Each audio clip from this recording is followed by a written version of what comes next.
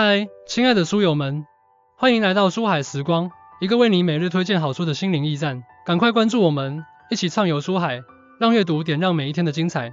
今天，我想和你们分享一本改变无数人思维方式和行为习惯的书籍《精进》，如何成为一个很厉害的人。这本书的作者是知乎大神彩童，他以独特的视角和深刻的洞察力，为我们揭示了如何通过精进自己，在生活和工作中取得卓越成就。在当今这个信息爆炸、竞争激烈的时代，我们常常感到迷茫和焦虑，我们渴望成功，却不知道如何迈出第一步。我们希望变得更好，却常常陷入无效的努力中。精进这本书正是为了解决这些问题而生的。它不仅为我们提供了理论指导，更通过具体的实践方法，帮助我们在个人成长和职业发展上取得突破。那么，如何才能在纷繁复杂的世界中找到属于自己的精进之路呢？让我们一起走进这本书，探寻其中的奥秘。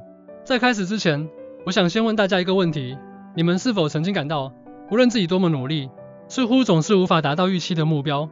或者，你们是否曾经羡慕那些在某个领域取得卓越成就的人，渴望知道他们成功的秘诀？这些问题，正是精进这本书所要解答的。一、精进的核心理念：时间之匙。精进的核心理念之一，就是如何对待时间。彩童在书中提出了时间之匙的概念，强调我们应当以更长远、更宏观的视角来看待时间。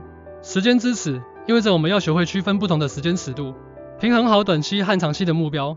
彩童指出，很多人之所以感到焦虑和迷茫，是因为他们只关注眼前的得失，而忽略了长远的规划。根据心理学中的时间洞察力理论，个体对时间的感知和态度，会直接影响其决策和行为。那些能够以长远视角看待时间的人，往往更容易做出明智的选择，并取得更大的成就。一、设定长期目标，明确自己未来5年、10年甚至更长时间的目标，并将其分解为可执行的短期任务。2、定期回顾和调整，定期回顾自己的进展，并根据实际情况调整计划。3、避免短视行为，在做决策时，思考其对长期目标的影响，避免被眼前的利益所迷惑。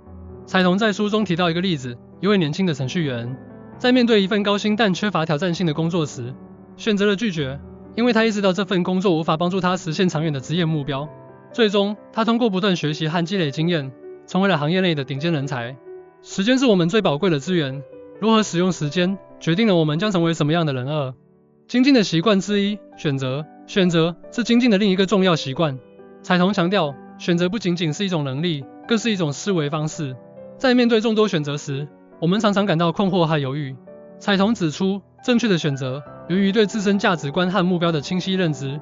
根据决策心理学，个体的选择行为受到多种因素的影响，包括情感、认知和社会环境等。那些能够理性分析、权衡利弊的人，往往更容易做出明智的选择。一明确价值观，了解自己真正看重的是什么，并将其作为选择的重要依据。2、分析利弊，对每个选项进行详细的利弊分析，避免被情绪左右。3、设定标准，设定明确的选择标准，并严格执行。书中提到一个例子，一位大学生在选择专业时，面临多个选择。他通过分析自己的兴趣、优势和职业目标，最终选择了计算机科学专业，并在这个领域取得了卓越成就。选择是人生中最重要的决策之一，正确的选择源于对自身和环境的深刻理解。3、精进的习惯之2，行动。行动是将想法变为现实的唯一途径。彩童在书中强调了行动的重要性，并提出了最小化可行产品的概念。最小化可行产品 （Minimum Viable Product，MVP） 指的是在最短的时间内推出一个具备基本功能的产品，并通过反馈不断改进。根据行动心理学，个体的行动力受到动机、目标和自我效能感的影响。那些能够设定明确目标、制定详细计划并付诸行动的人，往往更容易取得成功。以设定小目标，将大目标分解为多个小目标，并逐步实现。2、快速迭代，在行动过程中不断收集反馈，并根据反馈进行调整和改进。3、克服拖延，识别拖延的原因，并采取有效措施加以克服。彩童在书中提到一个例子，一位创业者在没有充足资源的情况下，通过推出一个简单的 MVP， 验证了自己的想法，并最终获得了投资，成功创办了一家公司。行动是通往成功的桥梁，只有将想法付诸实践，才能真正实现梦想。4、精进的习惯之3，学习。学习是精进过程中不可或缺的一部分。彩童在书中强调了深度学习的重要性，并提出了学习金字塔理论。学习金字塔理论指出，不同的学习方式，其效果存在显著差异。主动学习，如讨论、实践和教授他人的效果，远胜于被动学习，如听讲和阅读。根据认知心理学，个体的学习效果受到注意力、记忆力和理解力的影响。那些能够集中注意力，运用多种感官参与学习并积极思考的人，往往更容易掌握新知识。1. 主动参与，积极参与讨论、实践和交流，将所学知识应用于实际问题。2. 反思总结，定期反思和总结学习成果，找出不足之处并加以改进。3. 持续学习，保持开放的心态，持续学习新知识，不断提升自我。书中提到一个例子，一位职场新人通过参加行业研讨会、阅读专业书籍和向资深同事请教，快速提升了自己的专业技能，并在工作中取得了优异成绩。学习是个人成长的基石，只有不断学习，才能在激烈的竞争中立于不败之地。5. 精进的习惯知识思维，思维是精进的核心。蔡同在书中提出了批判性思维和创造性思维的概念。批判性思维指的是对信息进行理性分析、评估和判断的能力。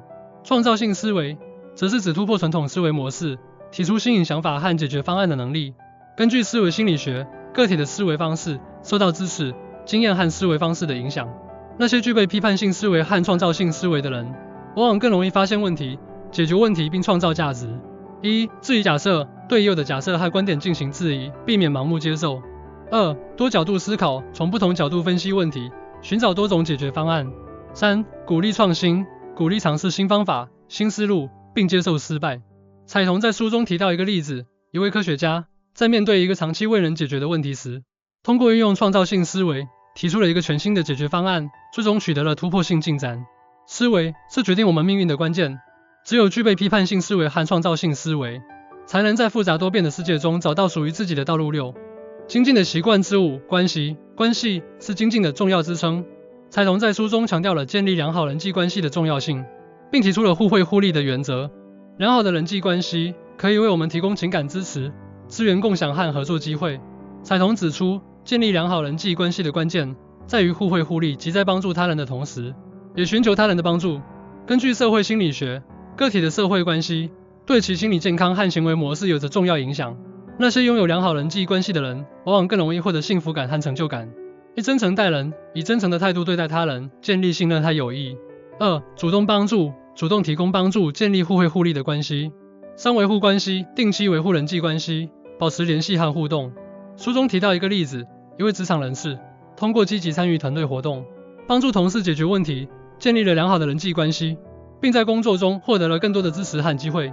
关系是人生中最重要的财富之一。良好的人际关系可以为我们提供无尽的支持和资源。通过以上对精进这本书的介绍，我们可以看到，彩童为我们提供了一套完整而实用的精进指南。这本书不仅告诉我们如何思考、如何选择、如何行动，更教会我们如何学习、如何思维、如何建立良好的人际关系。精进是一个持续的过程，需要我们不断的努力和实践。正如彩童所说，精进不是为了成为别人，而是为了成为更好的自己。那么，如何才能将书中的理念和方法应用到我们的生活中呢？以下是一些建议。1. 设定明确的目标，明确自己想要实现的目标，并将其分解为可执行的步骤。2. 制定详细的计划，制定详细的行动计划，并严格执行。3. 持续学习和反思，保持开放的心态，持续学习新知识，并定期反思和总结。4. 建立良好的人际关系，真诚待人，主动帮助他人，并维护良好的人际关系。5. 保持积极的心态，保持积极乐观的心态，勇敢面对挑战和困难。最后，我想用书中的一句话来结束今天的分享：精进不是为了成为别人，而是为了成为更好的自己。希望这本书能够激励你们在精进的道路上不断前行，相信自己，你们一定能够成为那个很厉害的人。谢谢大家。